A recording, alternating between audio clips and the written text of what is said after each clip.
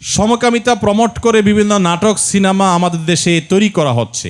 সম্প্রতি ঈদের একটি নাটকও এই বিষয়ে তৈরি করা হয়েছে। এটা নিয়ে ফেসবুকে সমালোচনা চলছে, বিষয়ে কিছু বলবেন? ভাইরা আমার, খুবই দুঃখজনক বিষয়, বিনোদনের নামে, নাটক সিনেমার নামে আমাদের দেশে অনেক অবৈধ বিষয়কে স্বাভাবিক করে ফেলা হয়েছে। আজ থেকে 15-20 বছর আগেও, 30 বছর আর 25 বছর আগেও এই সমাজে কোনো একটা পুরুষ কোনো একটা নারী বিবাহ বহির্ভূত সম্পর্ক করাকে অত্যন্ত দোষণীয় মনে করা হতো, শহরে গ্রামে সর্বত্র। ঠিক না ঠিক? নাটক সিনেমার নামে, বিনোদনের নামে যেগুলো দেখে আপনারা হাসি পান, আনন্দ পাওয়ার চেষ্টা করেন, বিনোদন পাওয়ার চেষ্টা করেন, সময় কাটাবার চেষ্টা করেন, এগুলোর নাম দিয়ে, এগুলোর মোড়ক দিয়ে এই তথাকথিত বয়ফ্রেন্ড গার্লফ্রেন্ড কালচারকে প্রমোট এবং প্রতিষ্ঠা করা হয়েছে এই সমাজে। এখন আর কারো বয়ফ্রেন্ড আছে, কারো গার্লফ্রেন্ড আছে এটা বলতে এখন আর মুখেও বাধে না, অর্থাৎ লাজ লজ্জা শরমটাও উঠে শেষ হয়ে গেছে। এটা খুব ভয়ঙ্কর একটা ব্যাপার। অপরাধ করার পর অপরাধ বোধ থাকা, এটা খুব তুলনামূলকভাবে, ওইটার তুলনামূলকভাবে সহনীয়, এটাও মন্দ, কিন্তু ওইটার তুলনায় কম মন্দ। আর যদি কেউ অপরাধ করার পর অপরাধকে অপরাধ মনে না করে, দোষ মনে না করে, এটা ভয়াবহ, এটা কুফরি, এটা ঈমান যাওয়ার মতো বিষয়। আমাদের সমাজে এই তথাকথিত নাটক সিনেমার নাম দিয়ে পশ্চিমারা সেই জায়গাগুলোতে কোটি কোটি টাকা ইনভেস্ট করে তথাকথিত আর্টিস্ট এবং শিল্পীদের কিনে নিয়ে তাদের দিয়ে বয়ফ্রেন্ড গার্লফ্রেন্ড কালচার প্রতিষ্ঠা করে জেনাকে সমাজে এস্টাবলিশড ইতিমধ্যে তারা করে ফেলেছে। আমাদের সমাজকে এখন আরেক লেয়ারে পচাবার জন্য, নষ্ট করার জন্য এখন তথাকথিত ট্রান্সজেন্ডার বাদ এটাকে প্রতিষ্ঠা করার জন্য নাটক তৈরি করা হচ্ছে। ইতিমধ্যে একটা নাটক, কত বড় দুঃসাহস চিন্তা করেন, ঈদের অনুষ্ঠান একান্তই মুসলমানদের অনুষ্ঠান, একটা ইবাদত। ঈদ একটা কি ইবাদত, ঈদের মতো ইবাদতকে ঘিরে যে অনুষ্ঠান করছে সেখানে সমকামিতা বা ট্রান্সজেন্ডার মতবাদ সেটাকে পুশ করে নাটকের মাধ্যমে ইবাদতরত মানুষগুলোকে নাটকের নাম দিয়া তাদের মধ্যে ওই ইবাদতের মৌসুমে সিজনে তাদের মধ্যে ইসলাম বিরোধী বীজ ঢুকাই দেওয়া হচ্ছে।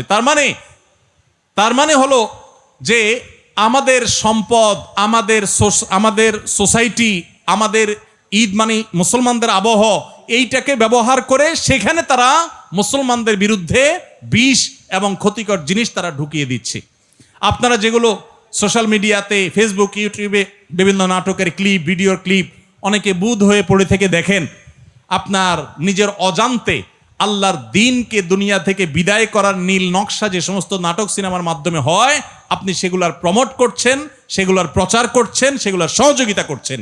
এই জন্য আমাদের পরিষ্কারভাবে প্রত্যেকের অবস্থান নিতে হবে।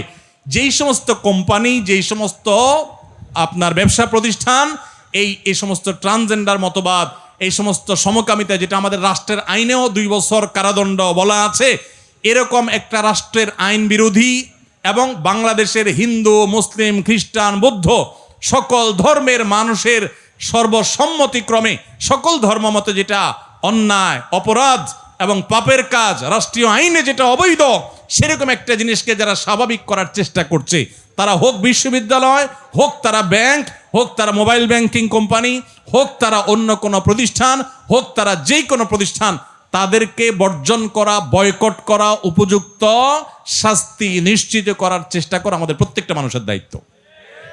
ভাইরা আমার, আমাদের সন্তানরা ট্রান্সজেন্ডার মতবাদ প্রতিষ্ঠিত হলে, তারা সমকামিতার দিকে ঝুঁকে গেলে পরিস্থিতি কি হতে পারে? আমেরিকার মতো দেশের অভিভাবকরা রাস্তায় নেমে এসেছে, কারণ গোটা সমাজের সিস্টেমটা ভেঙে ফেলা হয়েছে। আপনারা অনেকে বলতে পারেন এটা করে তাদের লাভটা কি? কোরআন খুলে দেখেন, কোরআন এমন এক অলৌকিক মহাগ্রন্থ, 5000 বছর পরে কি হবে কোরআন বলে গেছে, ইঙ্গিত দিয়ে গেছে। আল্লাহ সুবহানাহু ওয়া তাআলা বলেছেন, ফালা ইউগাইয়িরুন্না খালকাল্লাহ, শয়তানের অন্যতম একটা কাজ হবে মানুষের সৃষ্টির মধ্যে পরিবর্তন সাধন করে সেখানে পুরো সিস্টেমটাকে আপনার ভেঙে চুরে একাকার করে দেওয়া। নারী পুরুষের কোনো ভেদাভেদ তারা রাখতে চায় না। আপনারা জানেন বাংলাদেশে এখন অনেক ফরম তৈরি হচ্ছে, ছেলে মেয়ে পরিচয় রাখতে চায় না। শুরুতে শুরু হয়েছে ছেলে মেয়ে, আবার ট্রান্সজেন্ডার, একটা হলো তৃতীয় লিঙ্গ যেটাকে বলেন আপনারা, অর্থাৎ হিজড়া, সেটা তো একটা জিনিস, সৃষ্টিগত ব্যাপার, ওইটার ব্যাপারে তো কোনো ভিন্নমত নাই। তারা তো আল্লাহর সৃষ্টি, ওইরকমই তারা থাকবে, অথবা তাদের ট্রিটমেন্ট করে একটা পর্যায়ে তাদেরকে আনা যাবে, তাদের অধিকার সুসংরক্ষিত সাংবিধানিকভাবেও ধর্মীয়ভাবেও। কিন্তু তথাকথিত ট্রান্সজেন্ডার এবং এই ট্রান্সজেন্ডারের উপরে ভর করে সমকামিতা সমাজে প্রতিষ্ঠা করার যে অপচেষ্টা, এইটার বিরুদ্ধে খোদ আমেরিকাতে অভিভাবকরা রাস্তায় নেমেছে। রাশিয়ার মতো দেশ, চায়নার মতো দেশ, তারা বলে দিয়েছে এটা সন্ত্রাসবাদ। অ্যাগ্রেসিভলি তারা এটা ঢুকাচ্ছে। অনেক গার্মেন্টস প্রতিষ্ঠানকে, মালিকদেরকে বাধ্য করা হচ্ছে, আপনি সমকামিতাকে সমর্থন করেন কিনা, তাহলে আপনাকে ফান্ড দেয়া হবে, আর না হলে দেয়া হবে না। তারা নারী পুরুষের পরিচয়কে একাকার করে দিয়ে এখানে যে বিশৃঙ্খল পরিস্থিতি তৈরি করতে চায়, আল্লাহ বলেছেন এটা শয়তানের এজেন্ডা। ফালা ইউগাইয়িরুন্না খালকাল্লাহ, আল্লাহর সৃষ্টি নারী এবং পুরুষ, এগুলোর মধ্যে পরিবর্তন সাধন করে এগুলোকে মেসাকার করে, একাকার করে, বিশৃঙ্খল করে ফেলা, এটা শয়তানি এজেন্ডা যেটা বাস্তবায়ন করছে।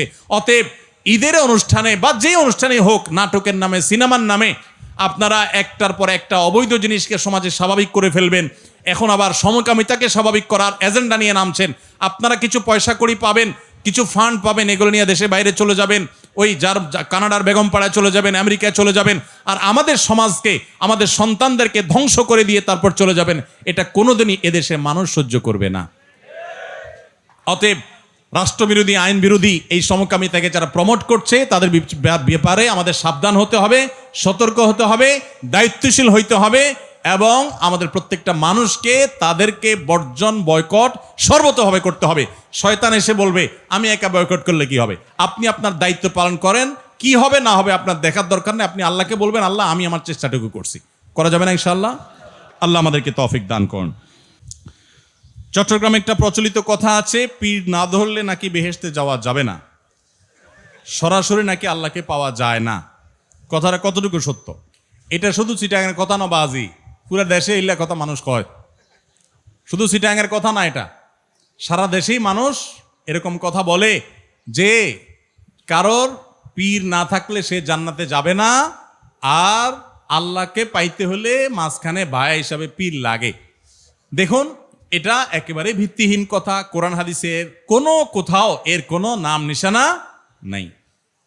মনে রাখবেন, হিন্দুদের বা অন্য ধর্মাবলম্বীদের সাথে মুসলমানদের যেসব বিষয়ে পার্থক্য আছে, এই পার্থক্যগুলোর ভিতরে প্রধান পার্থক্য হলো তারা ঈশ্বরকে পাওয়ার জন্য বিভিন্ন দেবদেবীর আশ্রয় নেয়, তাই না?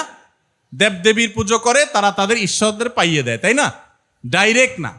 তাদের জ্ঞানের জন্য তারা সরস্বতীকে পূজা করে, আরেকটার জন্য আরেকজনকে পূজা করে, দুর্গার একটার জন্য পূজা করে, এগুলো সব বিভিন্ন দেবদেবী পূজা করে তারা ঈশ্বরকে সন্তুষ্ট করতে চেষ্টা করে।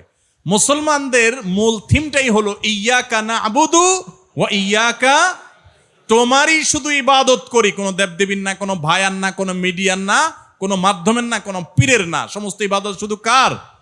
আর তোমার কাছেই শুধু সাহায্য চাই, এটাই তাওহীদ। আর এটার বিনিময়ে আল্লাহ জান্নাত দিবেন। এই জন্য কোনো মুসলমান, কোনো ভাই আমার, কোনো বোন আমার যেন শিরকে লিপ্ত না হন, ভাইরা আমার। হ্যাঁ, অবশ্যই পীর নাম দেন, অন্য কোনো নাম দেন, আপনি কোনো একজন আলিম, কোনো একজন মুত্তাকি, পরহেজগার বা একাধিক কোনো ভালো মানুষ, তার সান্নিধ্যে আপনি থাকলেন ভালো হওয়ার জন্য, তার কাছ থেকে গাইডলাইন গ্রহণ করলেন, কোরআন হাদিসের আলোকে যদি তিনি বলেন তাহলে সেগুলো নিলেন, এটা তার কাছ থেকে ভালো কিছু গ্রহণ করবার জন্য করলেন, এগুলো জায়েজ আছে। বরং শুধু জায়েজ না, এগুলো বরং করা কাম্য। আল্লাহ বলেছেন, ইয়া আইয়ুহাল্লাযীনা আমানুত্তাকুল্লাহ ওয়া কুনু মা'আস সাদিকিন, হে ঈমানদারগণ তাকওয়া অবলম্বন করো এবং সত্যবাদীদের সাথে থাকো। সেই হিসাবে আপনি ভালো মানুষ, নেককার মানুষ, আল্লাহওয়ালা মানুষ, পরহেজগার মানুষ, তাদের সাথে থাকবেন, উঠা বসা করবেন, তাদের সান্নিধ্যে দিবেন। কিন্তু ওই যে পীর না ধরলে, ধরাধরি জিনিসটা তো ভাই ভালো জিনিস না। কি বলেন ও বাজি? ধরাধরি কি ভালো জিনিস নাকি? ধরাধরি করা, ধরাধরি কাউকে যদি ধরে, এটা তো নেগেটিভ অর্থে হওয়ার সম্ভাবনা আছে, তাই না? এখন বলছেন পীর না ধরলে বেহেশতে যাওয়া যাবে কিনা। ভাই, কারো ধরাধরি করার দরকার নাই। নেককার মুত্তাকিদের পারলে সোহবত সান্নিধ্যে যাবেন। এছাড়া আল্লাহ জান্নাতকে কোনো ব্যক্তির উপর ডিপেন্ডেন্ট করে দেন না, যে তুমি অমুক হুজুরের পিছনে না গেলে, কোনো একটা হুজুর না ধরলে তোমার জান্নাত যাবে না। না, কোনো হুজুরের উপরে আপনাদের জান্নাত ডিপেন্ড করে না। আপনার জান্নাত ডিপেন্ড করে আপনার আমলের উপরে। আলেম ওলামাদের কাছ থেকে কোরআন হাদিসের জ্ঞান আহরণ করবেন, ভালো মানুষের সান্নিধ্যে যাবেন, সে আলেম না হলেও হতে পারে, কিন্তু সেটার উপরে আপনার জান্নাত একেবারে ঝুলে আছে, ওইটা না হলে আপনি যাবেন না, ব্যাপারটা সেরকম না। আস-সুন্নাহ ফাউন্ডেশন, উম্মার স্বার্থে সুন্নাহর সাথে।